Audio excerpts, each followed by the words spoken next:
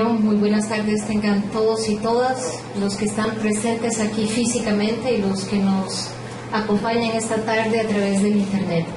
Desde el Foro Social de la Deuda Externa y Desarrollo de Honduras queremos dar las gracias por esta invitación a una videoconferencia con el tema sobre la economía hondureña, desafíos y perspectivas 2013.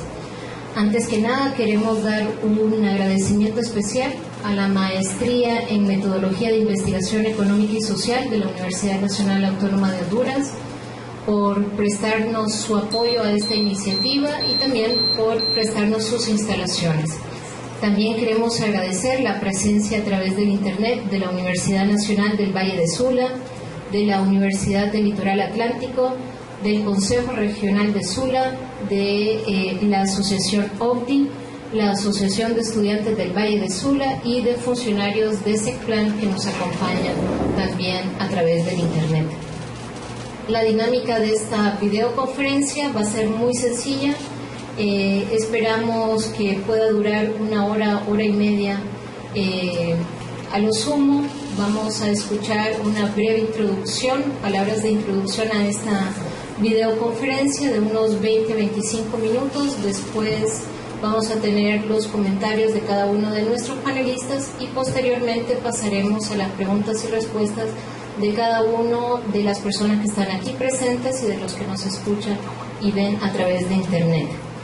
Para hacer la presentación formal nos acompañan en la mesa Mauricio Díaz Burdet, que es el coordinador general del Foro Social de la Deuda Externa, el señor Rodulio Perdomo, también parte del equipo del FOSDE y encargado del área de investigación del FOSDE, y Raf Flores, que es el subcoordinador y también que estará presente con nosotros para escuchar sus observaciones. Y sin más, entonces damos estos primeros 20-25 minutos de introducción al señor Mauricio Díaz Burdet, quien hará el comentario general a esta videoconferencia.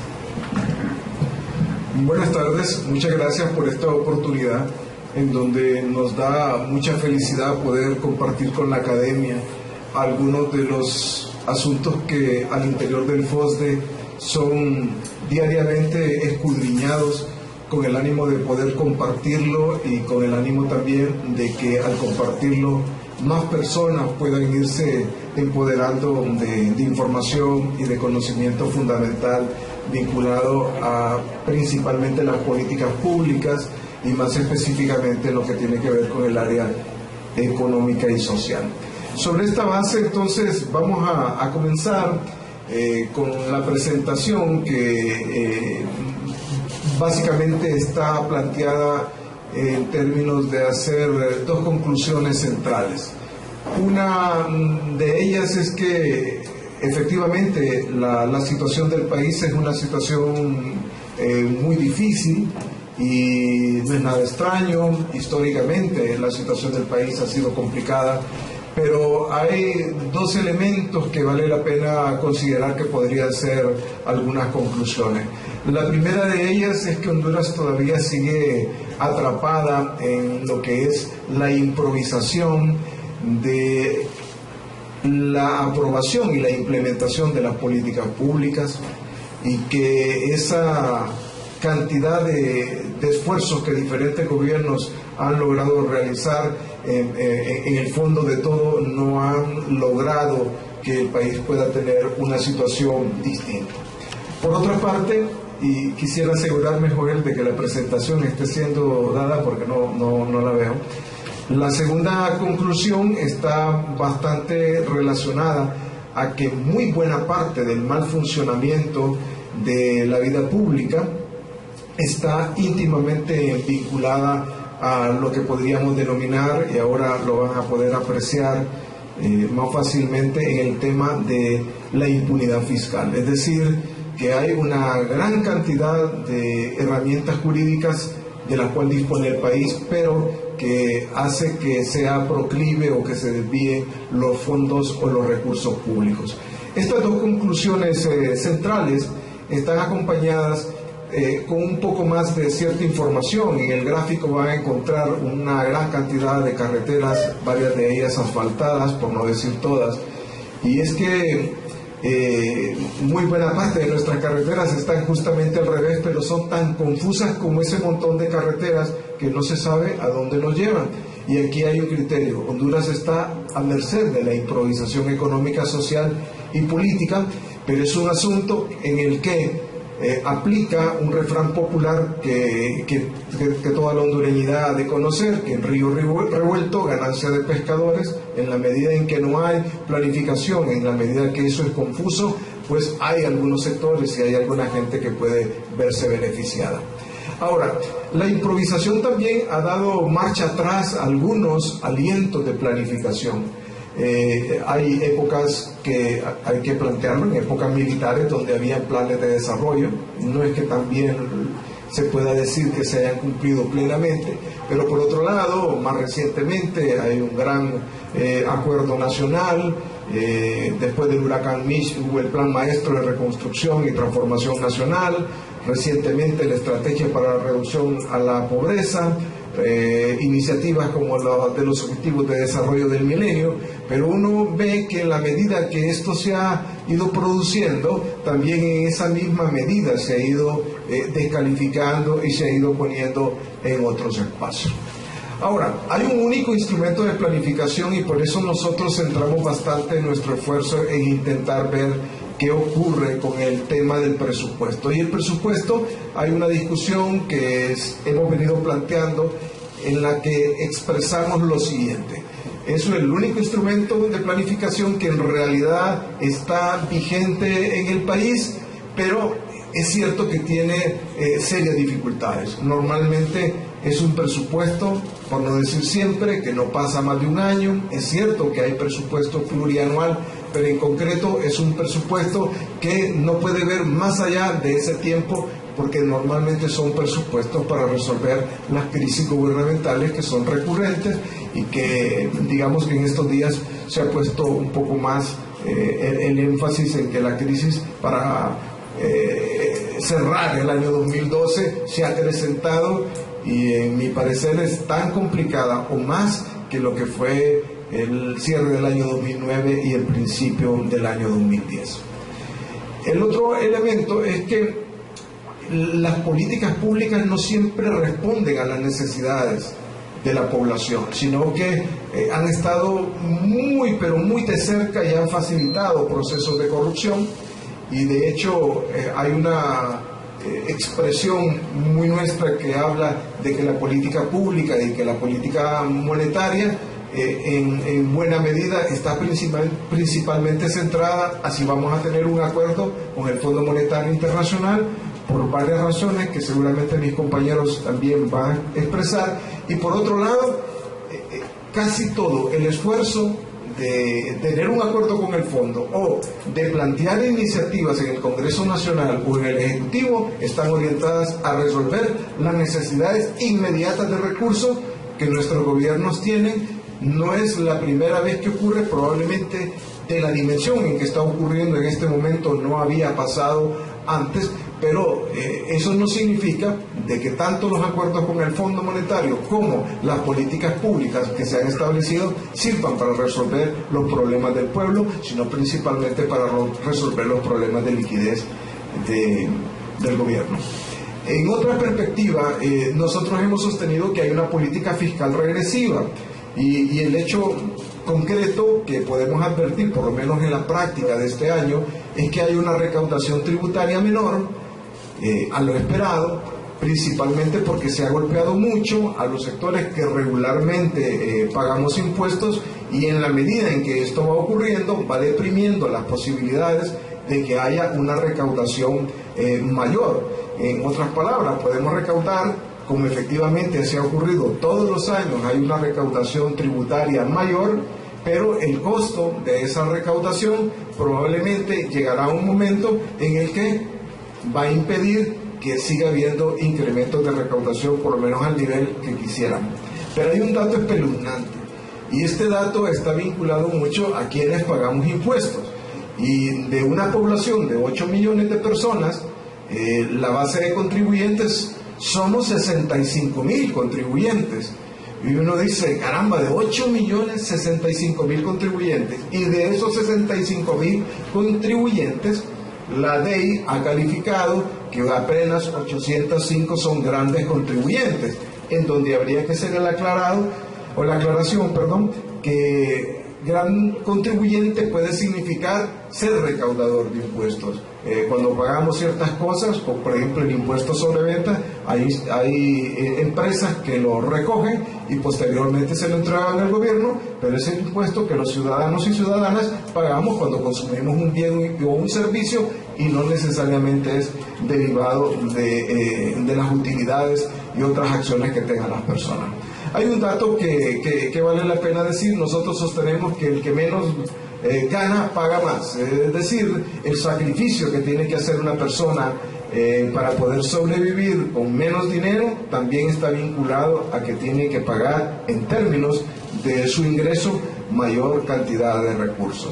Y el otro tema que hoy está un poco de moda: al que más gana, más se le exonera. El cuadro dice bastante claramente que el que tiene mayor ingreso, el azul más oscuro, es el que tiene también la mayor cantidad de exoneraciones. Tan es así que incluso los datos oficiales que manejamos en el FOSDE han sido modificados tremendamente. Oficialmente se indica que el año recién pasado las exoneraciones fiscales superaron los 23.000 millones de lempiras. Esta es una cantidad espectacular, porque es muchísimo más que lo que se gasta en salud. Incluso en este año será mucho más de lo que es el servicio de deuda, y prácticamente sería una cantidad de dinero que resolvería prácticamente de inmediato el déficit fiscal que en este momento tiene el gobierno.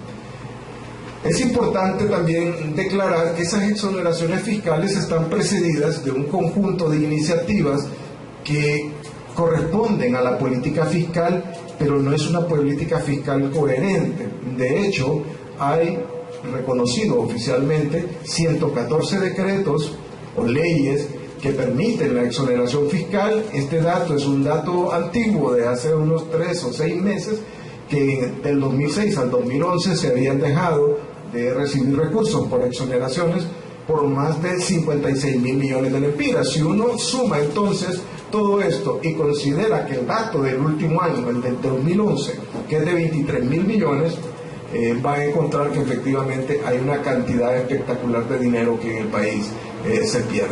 Hay gente que piensa que hay que continuar con las exoneraciones fiscales. Probablemente es un asunto que habrá que medir muy bien, pero que es un tema que sin duda tiene enorme discusión. Ahora, Honduras invierte mal sus recursos, eso es cierto. Y cuando hablamos de que invierte mal los recursos, uno tiene que ver que la inversión pública va en decrecimiento, es una inversión pública que también es de mala calidad. Ustedes van a ver aquí el famoso puente del sur de Honduras, que antes de ser inaugurado se lo llevó el agua, y por este puente pagamos diseño, por este puente pagamos supervisión para su ejecución, tanto al gobierno hondureño como al Banco Interamericano de Desarrollo, que fue quien lo financió. Pero cuando se pierde, lo pierde el pueblo hondureño, no lo pierde quien hizo el diseño, no lo pierde quien hizo la supervisión, ni hay ninguna cosa que esté vinculada a esto. Otro tema que alguien puede decir, bueno, ¿qué tiene que ver esto con la vida económica del país, con la vida social? La secretividad. Es una sociedad que vive en secreto. Las políticas, para poner el caso más reciente, las que ayer estuvieron en discusión en el Congreso Nacional de la República, eran un secreto. Se conocieron parte de ellas hasta que una parte del gabinete en Comayagua pudo verlo, y posteriormente algunas declaraciones que se fueron haciendo. Pero en resumen, es un conjunto de medidas que siempre buscan hacerse por bajo. Pero hay también un elemento que es importante, a pesar de que se habla que hay una ley de transparencia, a pesar de que se dicen muchas cosas. De hecho, el acceso a la información pública es persistentemente un recurso al cual acuden las secretarías de Estado, pero que en realidad son personas o son intereses de algunos sectores para poder vedar la información y que no pueda ser entregada. Un ejemplo también palpable de esto es lo de la alianza pública o privada. Nadie obtiene nada de ese lugar. Sin embargo, ellos siempre están hablando de que son los grandes negocios del país y de que sobre esta base Honduras puede construir escenarios un poco distintos. ¿Qué ocurre con la ARP o la estrategia para la reducción a la pobreza? Bueno, nosotros seguimos pensando que los datos oficiales son ciertos en el sentido de que aumentan los pobres, pero también aumentan los gastos que se hacen en nombre de la pobreza. Y de hecho, uno puede advertir que en la última encuesta hay más de 1 millón de nuevos pobres o de nuevas personas en condición de pobreza y un cuadro gigantesco que seguramente vamos a encontrar algún mecanismo para que usted pueda bajar esta presentación, le va a llevar al dato que desde el año 2000 hasta el año 2012 son más de 250.000 millones de lempiras. Voy a repetir la cifra: 250.000 millones de lempiras que se han gastado en nombre de la pobreza, por lo cual uno dice, bueno, a más inversión en pobreza, 250.000 millones de pobreza, sigo generando más pobres. Efectivamente, entonces, es un asunto que tendremos que revisar como país para ver qué salida le dan. Ahora, hay algo que vale la pena seguir recalcando. ¿Qué ocurre con el tema de la deuda? Y qué hemos estado planteando nosotros. Lo que nosotros hemos venido diciendo es que la deuda ha ido creciendo y que la deuda pública es espectacularmente más alta. Ralph Flores va a dar unos datos más recientes y no voy a quitarle a él la opción de ofrecer cierta información, pero en concreto nosotros tenemos que pagar en el cortísimo plazo, en los próximos 5 años, es decir, durante los fines de esta administración y la nueva administración, miles de millones de lempiras. Hemos calculado más de 51.000 millones de lempiras, pero no sabemos cómo va efectivamente poder cumplirse con esta posibilidad. Ahí van a encontrar un gráfico casi imposible de poder determinar de cómo ha crecido el nivel del endeudamiento por periodo presidencial. En resumen, aunque ha crecido el Producto Interno Bruto, también ha crecido la deuda interna y ha crecido también la deuda externa. En este momento lo concreto es que por mucho que se quiera, es difícil vender bonos, y los bonos ya no solamente es que han declarado que el costo del dinero, más o menos 15% ya elevado, ya no es tan rentable para el sector financiero, de tal forma que han indicado que ya no tienen interés. Hay otro punto importante sobre nuestra economía, como vamos a cerrar con lo de lo que significan las remesas, lo que envían del exterior. Hay más de 1.100.000 personas fuera. No todo el dinero que viene por remesa se puede justificar como remesa. Hay una economía subterránea que está vinculada a esto. Hay también imposibilidad de calcular cuál es el impuesto de guerra que ocurre en diferentes operaciones de negocio y de la vida normal de las personas, pero que también tiene un peso muy grande. Y aquí va a encontrar varios cuadros que les dice más o menos dónde y cómo ha ido creciendo el tema de las remesas. Y para ponerlo en claro, si no fuera por estas remesas, la pobreza hubiese incrementado de manera más acelerada. Sin la entrada de estas remesas hubiera sido imposible tener cierto nivel de precio de lempira respecto al dólar, y por otro lado el gobierno no hubiera podido recaudar suficiente cantidad de recursos, entre muchas otras acciones que aquí puedan aparecer. Quiero concluir con algo que me parece que es crucial y que está íntimamente vinculado a que en el país hay una normativa abundante para intentar controlar el gasto. El gasto en Honduras es excesivo y en los últimos años ha crecido de una manera desmesurada, tanto que es prácticamente imposible cerrar si no es con un altísimo déficit fiscal en lo que va del cierre del año 2012, y para lo que significa el año 2013 la situación va a seguir siendo difícil. Tal vez como un punto positivo es que a pesar de todas esas circunstancias, como planteábamos al principio, las recaudaciones tributarias todos los años aumentan.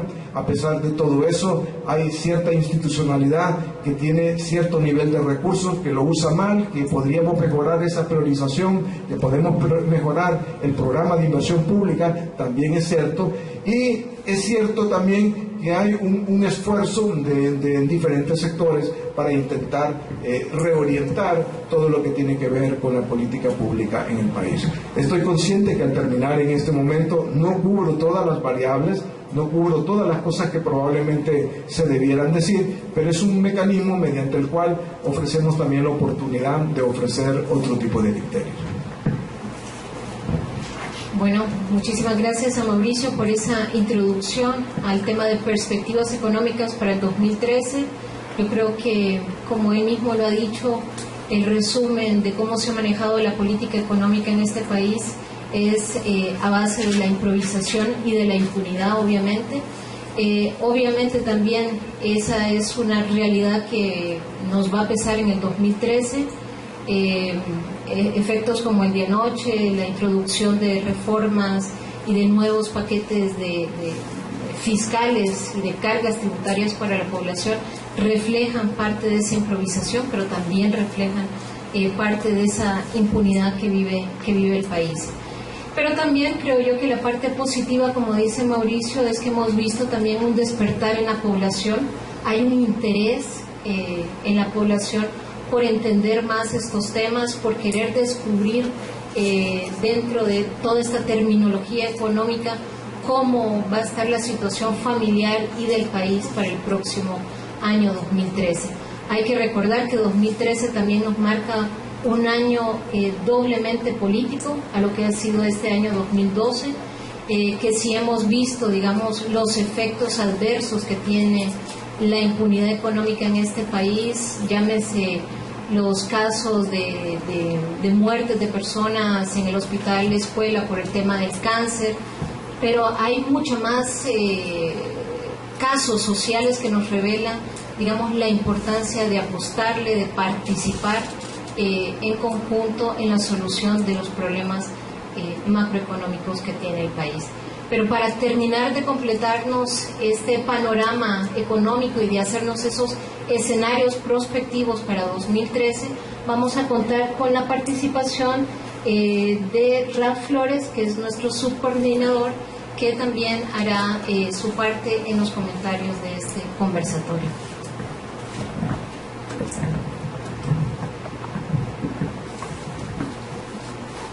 Buenas tardes. Sí, sin duda alguna, hablar de estos temas es bastante amplio y tratar de sintetizarlo en poco tiempo, sin duda alguna genera elementos de simplificar incluso la temática, lo cual no debería ser, porque realmente es bastante compleja. Uno de los aspectos que nos preocupa enormemente es el hecho de que se habla mucho de reformas fiscales, pero simplemente para poder tener más recursos para gastar, no para invertir, lamentablemente. Y el hecho es que el gasto corriente ha sido creciente, genera los ingresos tributarios, ni siquiera logran captar lo necesario para cubrir ese gasto corriente, sino que se genera ese déficit primario en la cuenta corriente y por lo tanto no quedan recursos para inversión. Lamentablemente, cuando nosotros revisamos el programa de inversiones, y lo ponemos entre comillas, este programa de inversiones hay una mezcla de situaciones. ¿Por qué? Porque ahí se está mezclando compra de equipo, mobiliario, vehículos, que son para uso de las distintas instituciones del Estado, pero en términos de inversión real, en términos de ampliación de cobertura de redes vial, nuevas escuelas, hospitales, centros de salud, es muy poco lo que hay de inversión en esos términos. Entonces lo que se va viendo es una acumulación de déficit en términos de cobertura hacia los aspectos sociales, y también la parte de la política está muy centrada, política entre comillas económica, centrada más en la parte estrictamente fiscal por lo fiscal mismo, como es lo prioritario. Y no vemos una clara relación entre una estrategia de desarrollo nacional donde los elementos e instrumentos que activen la actividad económica como elemento de generación de empleos permanentes, calidad de empleos mejores, mejor remunerados y por lo tanto que le den mayor posibilidades de competitividad al país, no lo vemos. Más bien lo que se mira es un fuerte tendencia a evitar un proceso de capitalización de la estructura productiva nacional. Es preocupante ver, y esto es importante recalcarlo, que el gasto público en Honduras significa casi, está llegando cerca del 45% del PIB. Es demasiado grande, que sustrae por lo tanto muchos de los recursos que son necesarios para ampliar la capacidad productiva del país. Y la calidad de empleos que se está generando son empleos dentro del sector público, que sabemos que no son empleos de calidad, sino agarremos el muestreo, Juan. ¿Qué está pasando con educación? ¿Qué está pasando con salud? Simplemente para tomar todos estos ejemplos. Y nos encontramos que la calidad de este tipo de servicios y su cobertura se ha ido deteriorando.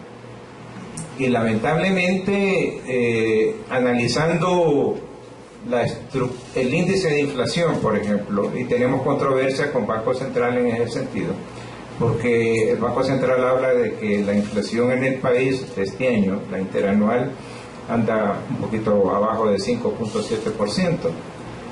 La controversia que nosotros tenemos precisamente con Banco Central es que la metodología, que es la metodología comúnmente utilizada, que es el índice de la SPER, toma como año base la encuesta de ingresos y gastos de los hogares de 1999. Por lo tanto, la ponderación de gasto de los hogares es esa estructura de gastos del 99 que es muy distinta a la que actualmente sucede.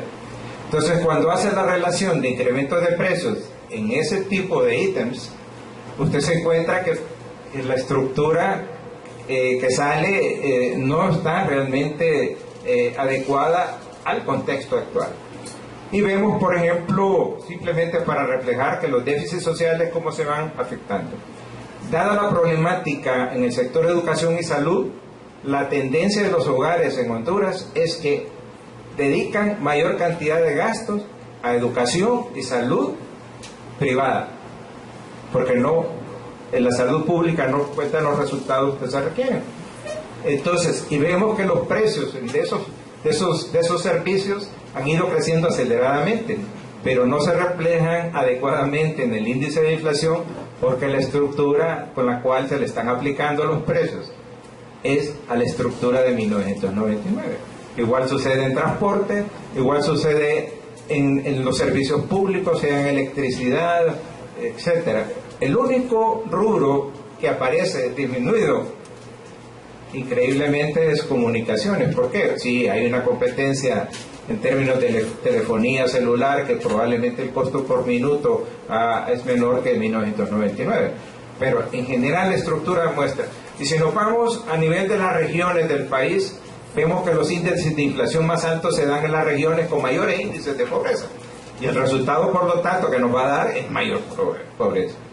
Y si empezamos a analizar que las cadenas de valor de comercialización de la producción, los términos de intercambio rural, urbano, en ese sentido, ¿cuánto costará en cargas de maíz para pagar una carga de celular, por ejemplo, una recarga de celular? Esos son los términos de intercambio de ahora que en el 99 no se daban. Entonces, todo eso que está pasando no aparece reflejado en ningún indicador que permita estar midiendo la realidad del país. Y en este sentido genera controversia, por lo tanto, estar hablando de una inflación relativamente baja cuando tenemos un problema metodológico. Eso para citar un caso. Igual nos sucede con la relación deuda pública total Producto Interno Bruto. Resulta de que lo que se contabiliza como deuda pública total es la deuda bonificada en general, pero la deuda flotante no se contabiliza, ni la cuasi deuda que genera el Banco Central. La cuasi deuda, aquella en donde el Banco Central, para quitar liquidez a la economía, paga como tasa de política monetaria 7% al sistema bancario para que deposite en Banco Central, y el Banco Central les entrega letras del Banco Central a una tasa del 7% promedio anual. ¿Cuánto gasta el Banco Central en eso? ¿Y qué le genera operaciones al Banco Central para poder pagar eso? Entonces al final el Banco Central tiene una pérdida anual que anda en promedio ahorita arriba de los 1.000 millones anuales, y tiene una deuda histórica acumulada que está llegando a cerca de los 25.000 millones de lempiras, pero eso no se refleja en la contabilidad. Entonces hay un problema, y por eso nosotros hablamos de que, ojo, va a llegar a una situación tan complicada que va a requerir el país casi un rescate de lo que se habla, pues, claro, en otras economías más amplias. Y hay otra controversia en este sentido, confunde las cifras oficiales, en el sentido de que el saldo de deuda pública, Producto Interno Bruto del país, está llegando a ser arriba del 50% del Producto Interno Bruto. Y eso ya es la línea que nos marca, ojo, alerta. Y lo lamentable y lo más grave es que el mayor nivel de endeudamiento, como se presentaba en un gráfico por ahí, es en deuda interna, que es una deuda de cortísimo plazo y de altas tasas de interés que están llegando casi al 15%. Entonces, ¿qué pasa? Cuando proyectamos el presupuesto plurianual de los próximos 3-4 años, por decir, el siguiente gobierno, prácticamente el gobierno actual está diciendo, el que viene atrás paga, pero no es el gobierno, es la población la que vamos a pagar todo eso. Entonces, ¿qué va a pasar en ese escenario? Pareciera que no se hacen esos escenarios tendenciales, como que todo es cómo tener los recursos para seguir no invirtiendo, sino gastando. Lo que señalaba Mauricio, de que se han gastado casi 250.000 millones de lempiras en nombre de la estrategia de reducción de pobreza, y nos encontramos ahora que casi el 70% de la población de Honduras está bajo la línea de pobreza. Eso es un gasto, no ha sido una inversión. ¿Y qué pasa? Se ha quedado en su mayoría de ese gasto a nivel de la estructura burocrática. Lo que ha llegado a nivel de la población en condiciones de pobreza es muy poco. Y he hecho un buen análisis incluso de los transferencias a través del subsidio, etcétera, y es muy poco lo que está llegando en términos de lo que se está gastando. Los 3 rubros que se van a comer el presupuesto en los próximos, para no irnos tan largos, 3 años, o sea, el siguiente gobierno, serán la masa salarial, las transferencias vía subsidios y el servicio de deuda. De ahí no va a quedar nada más para poder. Entonces, ¿qué nos va a pasar con los servicios de salud, servicios de educación? Incluso la parte de conectividad vial del país, que es un elemento de competitividad. Hay un elemento que nosotros, cuando revisamos las disposiciones generales para el 2013, el proyecto de disposiciones generales, nos encontramos con que el impuesto al combustible se va a incrementar, por lo que está ahorita que van a aprobar en el Congreso, a quitar las exenciones a la importación de combustible de las térmicas, que eso va a generar un efecto inflacionario, ¿no? Porque al final se lo van a pasar al consumidor. Y se da una situación que Food ha calificado de la política fiscal perversa que hay en Honduras. Suena pesado, ¿no? Pero imagínense ustedes que dicen, bueno, vamos a captar 2.600 millones adicionales porque las térmicas ahora van a pagar la importación del combustible que supuestamente utilizan ellos. Sí, pero ellos le van a pasar la factura al ENE, y el ENE va a subir la tarifa que se la va a pasar al consumidor. Entonces los precios de las industrias y los comerciantes, todos los bienes y servicios se van a incrementar, lo va a pagar el consumidor, y de paso llega el Estado y le dice, como es un precio mayor, te aplico el 12%, voy a recibir más de impuestos sobre venta. Entonces incrementó arriba, incrementó ¿no es una política fiscal perversa? Me parece que sí, ¿no? Porque al final la población es la que va a pagar eso. Y no es el que dice que los que ganan más son los que van a pagar más, es un poco lo que Mauricio presentaba en su presentación. Ahora, todos estos indicadores supuestamente están sujetos a muchas cuestiones. Fíjense que, por ejemplo, la proyección de crecimiento del Producto Interno Bruto para el 2012, según el programa monetario del Banco Central, iba a ser de 3.5. Ya anunciaron ayer de que va a ser de 3.1. Ok, ajustemos. Entonces, si se me cae el PIB, cualquier indicador relacionado con el PIB se me aumenta, ¿no? Entonces, el saldo de deuda pública, PIB, se me va para arriba. Igual la presión tributaria, que decían que andaba por debajo, pero no. Fíjense, no sé si ustedes trabajan en eso. El Banco Central en el año, creo, 2008, cambió la metodología de cálculo del Producto Interno Bruto. ¿Ustedes sabían eso? Y simplemente por cambio metodológico el PIB del país creció casi 23%. Cualquier indicador relacionado con eso se hizo pequeño. Presión tributaria se hizo pequeña. Deuda PIB se hizo pequeña. Pero fue por cálculo metodológico, no fue porque realmente la economía, siempre se supo que el Producto Interno Bruto de Honduras estaba subvaluado, porque si no Honduras no entraba a la estrategia de reducción de pobreza de HIPIC, la iniciativa HIPIC de condonación de deuda. Otro elemento que tampoco no se incluye en el cálculo del deuda total es el famoso término de condonación de deuda. Dice, no, ya los condonaron, no tenemos que pagar. Un momentito. Pasó de ser una deuda externa a una deuda interna. Y cuando uno revisa los estados financieros de la Contaduría General de la República, aparece el ítem, alivio, que el saldo al 31 de diciembre era 37.000 millones, pero no es suma al saldo de deuda pública total. Del cálculo donde se dice que andamos, las cifras oficiales, con un indicador abajito del 35% del PIB. Y en este sentido genera controversia, por lo tanto, y nosotros nos volvemos complicados en términos de estar dando a conocer estas realidades, porque significa un montón de situaciones. En fin, sin duda alguna, como les decía, esto da para hablar horas y horas y detalles de distintos indicadores. Incluso este crecimiento de 3.1 uno lo mira. ¿Cuál cree usted que es el sector que más está creciendo en esta economía? El que tiene todos los negocios, el sistema financiero. La agricultura no está creciendo como debe crecer. Entonces, ¿qué pasa? Y ahorita, ¿quién ha adquirido la deuda pública en su mayoría? Solo son prácticamente dos sectores: el sistema financiero y los institutos de pensiones. Eso genera dos complicaciones para hacer políticas públicas. Uno, el que tiene la sartén por el mango pide el son que quiera que baile todo el mundo, ¿no? Y eso. Y por otro lado, los institutos de pensiones entran en situaciones bastante difíciles y se está, creo que ahorita se ha calmado un poco eso, pero lamentablemente vemos en las disposiciones generales del año 2013 dos situaciones donde dicen de que si los recursos no son suficientes, el Estado como patrono pagará sus obligaciones patronales con bonos. ¿Sí? ¿Era ese bono?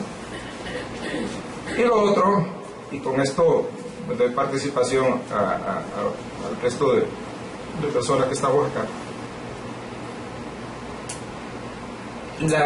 El presupuesto 2013 tiene una característica, y quitemos un poquito las cifras, sino las normativas, que son las disposiciones generales del presupuesto, que al final es como el reglamento de ejecución del presupuesto.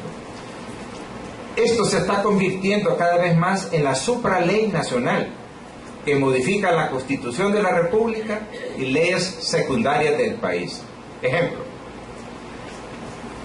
la Constitución de la República establece que a la Universidad Nacional, la transferencia para la Universidad Nacional es el 6% de los ingresos corrientes. A la Corte Suprema de Justicia es el 3% de los ingresos corrientes. La ley secundaria de las municipalidades decía antes que era el 5%, ahora que va a ir subiendo, llegando a 9% hasta 10%. Pues resulta que ahora en las disposiciones aparece el concepto que se llama, no, la base de transferencia va a ser ingresos netos, no los ingresos corrientes. ¿Qué significa? Los ingresos corrientes menos.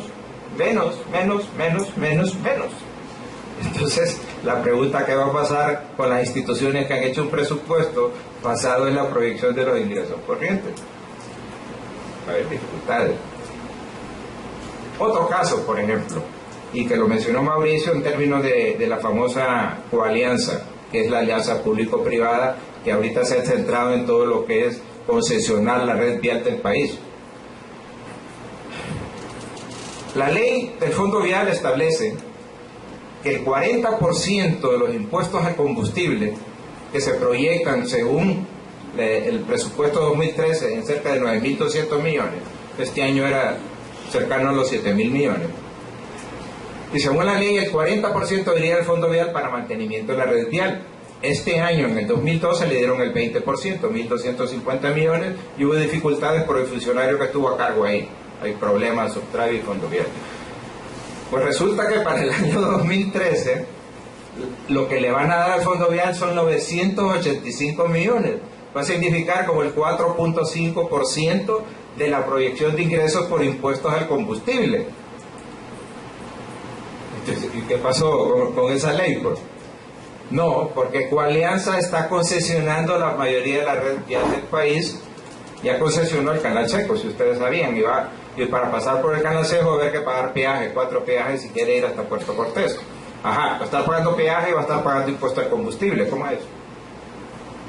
¿Y qué va a pasar con la institución Subtravi y Fondo Vial, que tienen gastos altísimos? ¿Se van a eliminar?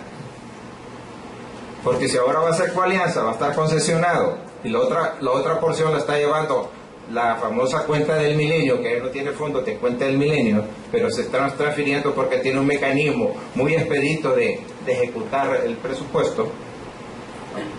Entonces, ¿qué razón de ser va a tener Subtravi y Fondo Vial, que tienen un presupuesto de gasto corriente bien alto?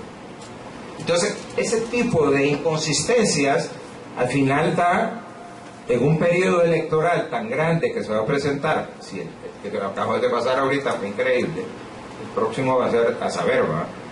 Entonces, ¿y por qué no se ajusta por ahí el presupuesto nacional?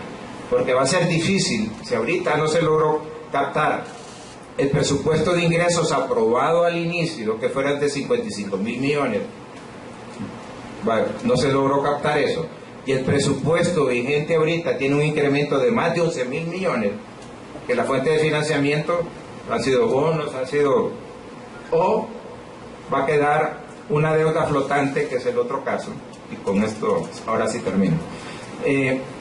Según la Contaduría General de la República, la deuda flotante de cierre del 2011, o sea, lo que no está contabilizado como deuda, fue 14.720 millones solo de la Administración Central.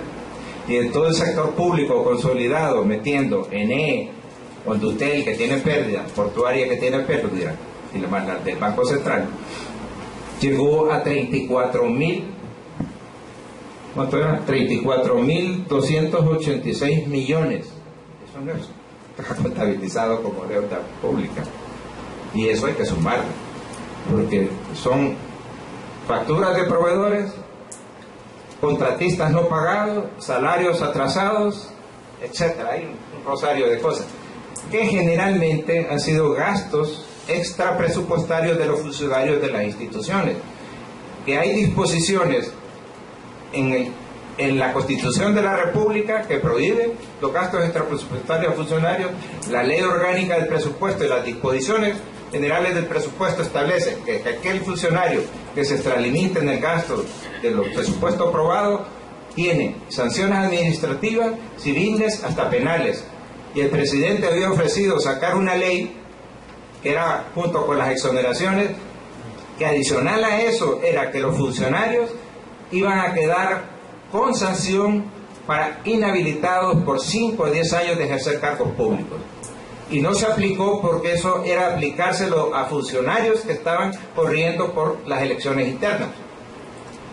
Y se nos había publicitado que hace 2 semanas había salido publicado por la Gaceta y no lo hemos podido encontrar. ¿Qué significa eso? Que esos funcionarios deberían ser sancionados si todavía están ejerciendo sus funciones. Ahora, lamentablemente, era sombrerazo para como sacar de la corrida de las elecciones internas a alguien.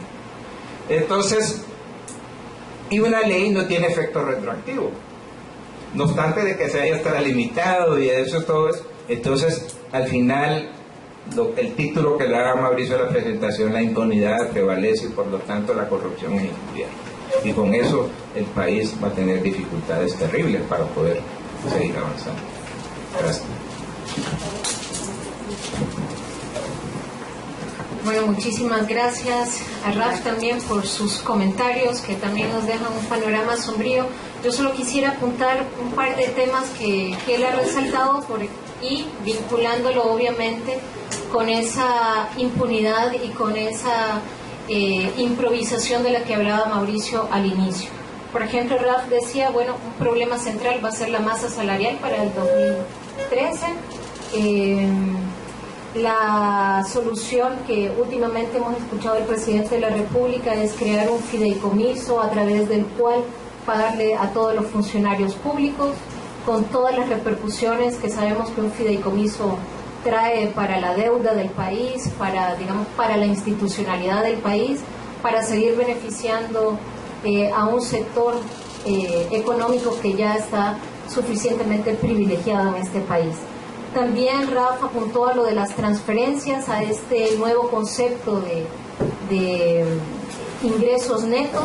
Yo aquí le agrego, qué estarán haciendo los alcaldes o los que están aspirando a alcaldes para las próximas elecciones, qué están haciendo de cara a este anuncio, si aparte de reducirles obviamente su presupuesto, también se les están transfiriendo responsabilidades. El ministro de Soctravia hablaba de traspasar la responsabilidad del manejo de las carreteras a las municipalidades. Estamos hablando de transferencia de responsabilidades en el sector de salud, en el sector de educación. Entonces, ¿con qué recursos técnicos y económicos van a enfrentar esta responsabilidad las municipalidades? Es una respuesta que tampoco la tenemos para el 2013. Rafa hablaba de los subsidios. Estamos gastando más o menos 1.500 millones anuales en estar en esta danza de subsidios, llámese bono 10.000, el bono dorado, el bono del transporte, el bono del taxi. Sin embargo, si este año sentimos que se hizo, no un uso eficiente, por llamarlo de alguna manera diplomático, a estos recursos de subsidio, ustedes se imaginan qué va a pasar en un año en el cual, vamos a estar en el doble de la efervescencia política partidaria. Habló también del tema de inversiones y de la enorme lupa que la ciudadanía le tiene que poner a esta alianza público-privada, a saber qué proyectos exactamente están negociando, cómo se están negociando, quién nos está proponiendo, cómo se está endeudando el país a partir de estos nuevos proyectos. Habló del índice de precios al consumidor. Yo solo quisiera recordar que ya a diciembre del 2011 Honduras regresó a tener el 70.1% de su población en condiciones de pobreza. Yo creo que esto no se ha rescatado, mucho por los medios de comunicación, pero es volver a regresar a los inicios o a finales de la década del 90, cuando, todo este proceso de la estrategia a la reducción a la pobreza no había iniciado. Y finalmente, Rafa apunta mucho a los problemas de endeudamiento que va a tener este país, no para el 2013, no solo para el 2012, sino de aquí a muchísimos años por delante.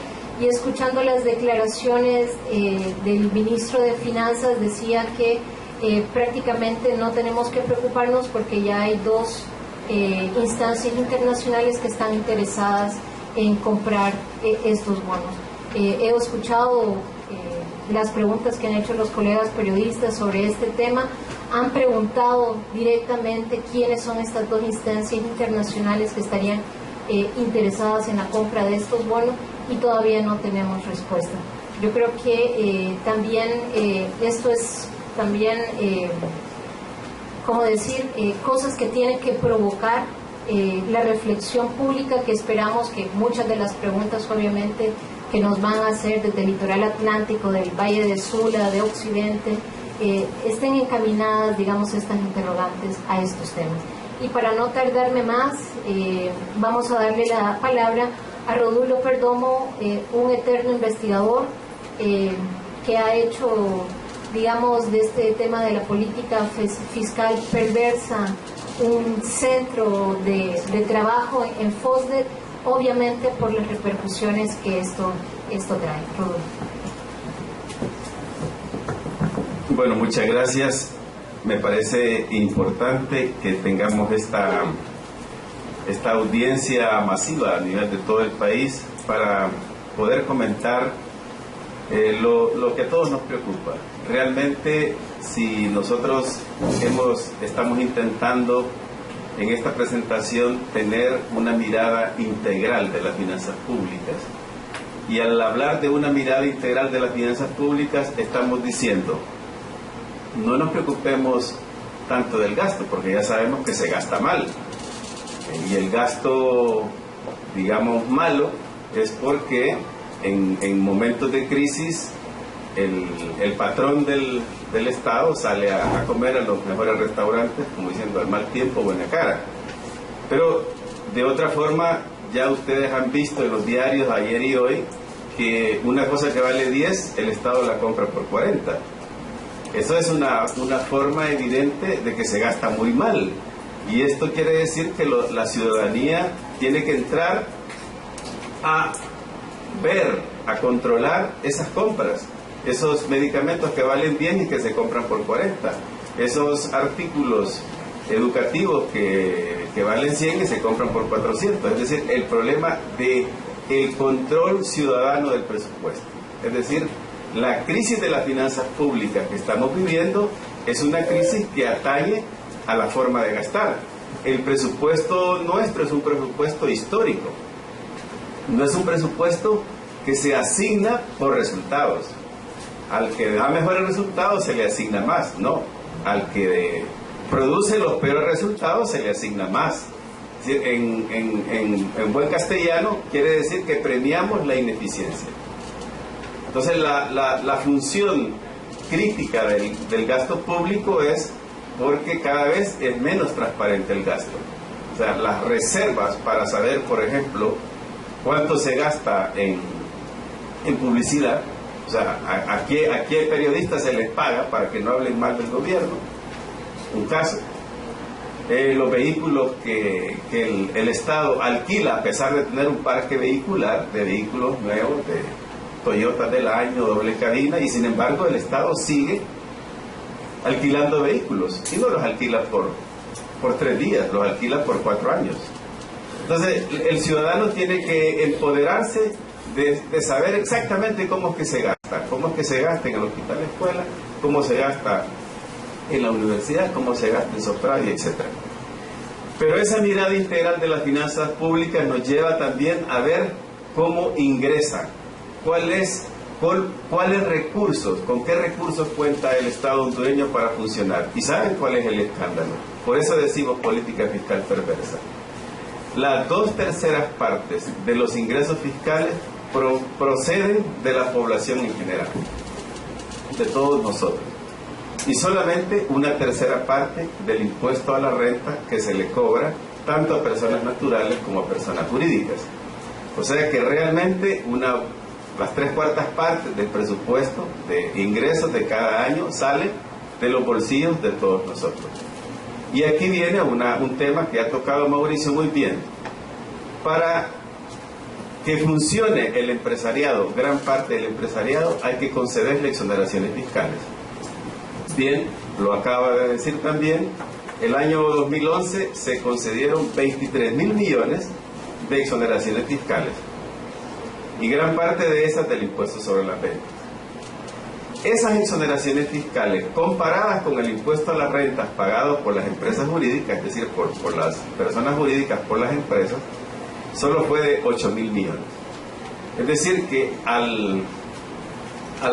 la empresa el Estado le dice: te voy a dar estas exoneraciones de 23.000 millones para que después tú me pagues 8.000. Estás regalando 15.000 millones para que pueda funcionar la empresa en un marco de competitividad centroamericana. Pero esa crisis de las finanzas públicas no solamente es porque se gasta mal y los recursos se captan fundamentalmente de la población, de la clase media y la clase pobre, también es que hay un problema de asimetría geográfica. Realmente En el caso de Honduras, el gasto está concentrado en 2 departamentos, Francisco Morazán y Cortés. Ahí se invierten la mayoría de los recursos, el 85% de los recursos, y en el resto de departamentos el 15%. Asústense, en el tema fiscal también hay una gran concentración de los ingresos fiscales. Hay departamentos como Lancho que solo pagan 20 millones de lempiras al año. Un departamento más grande que El Salvador. Quiere decir que efectivamente hay una gran impunidad fiscal. Por eso Mauricio decía, ¿cómo es posible que de 8 millones de habitantes, solo 65 mil millones están en la base como personas que tributan, que pagan impuestos? Es obvio entonces que necesitamos verdaderas reformas fiscales que amplíen la base tributaria y que todos empecemos a pagar impuestos en proporción a nuestros ingresos. También lo decía Mauricio, aquí el que más gana, menos paga. Entonces tenemos que cambiar eso para que la política fiscal no sea perversa ni regresiva, es decir, para que la política fiscal sea progresiva, lo cual significa que el Estado viene, agarra a los sectores más pudientes, les cobra los impuestos en proporción a sus ingresos y con ese dinero lo invierte en los más pobres. Eso sería una política fiscal progresiva, pero no tenemos eso. Entonces, ¿cuáles son los indicadores de esa crisis en las finanzas públicas? Número 1, violencia en las calles.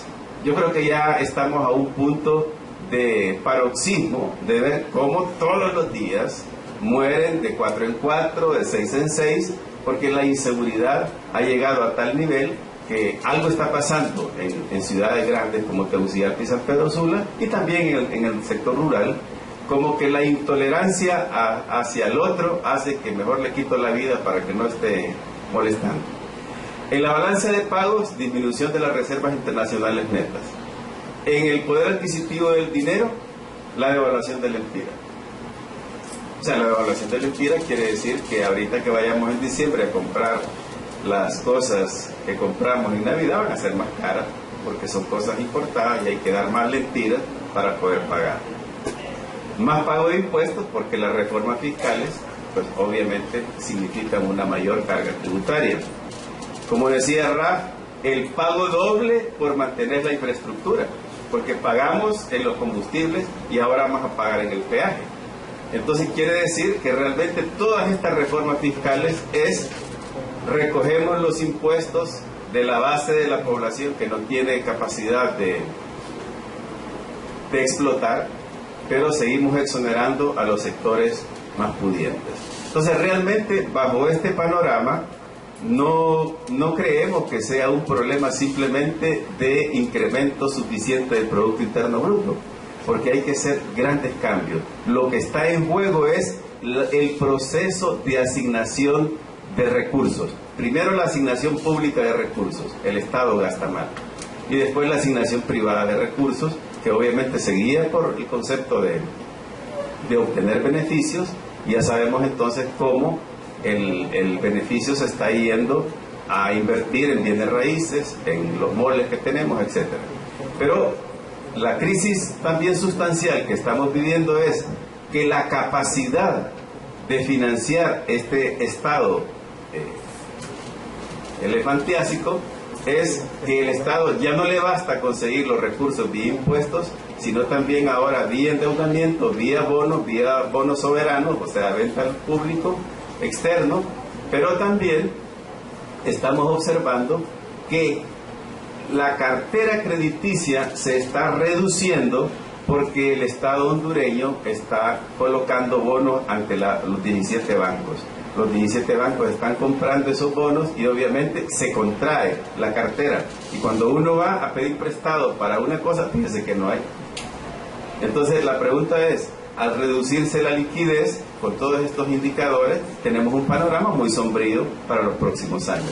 Es decir, la capacidad de financiamiento del Estado está llegando a un punto de crisis. Como por aquí se decía también, nos estamos acercando al punto de rescate, al default, a la cesación de pagos. Entonces no es justo que que no pensemos que esta crisis financiera también es una crisis del régimen democrático que tenemos. Con este régimen democrático que tenemos, donde hay una gran opacidad fiscal, una gran opacidad presupuestaria, a nosotros los ciudadanos solo vemos como la cifra, ¿no? De reforma en reforma, de reforma en reforma. Pues calculaba que en los últimos 6 años estaba haciendo una reforma cada 18 meses. Con las reformas que se están planteando hoy, se hace una reforma fiscal cada año, lo cual quiere decir que las reformas fiscales no están dando los resultados necesarios y suficientes para balancear el presupuesto. O sea que realmente yo invito a todos ustedes a tener una mirada más participativa y más preocupada por tener verdaderamente políticos y funcionarios que muestren la verdad, que no oculten las cifras, que no oculten los grandes desafueros en materia de compras del Estado, en materia de adquisición de servicios, etc. O sea que realmente esta crisis abre la oportunidad para que todos nosotros, como ciudadanos, nos preocupemos más por vigilar la función pública de asignar recursos. Muchas gracias. Bueno, gracias a Rodulio y muchísimas gracias a él también por retomar este papel de vigilancia ciudadana y participativa que tenemos que tener con respecto al presupuesto. Yo creo que en la medida, como decía al inicio, de que existan más personas, más ciudadanos preocupados por este tema y ocupados en este tema, en esa medida fortalecemos esa democracia, fortalecemos nuestras finanzas públicas y obviamente, nuestros impuestos van a ir a dar donde efectivamente tienen que estar.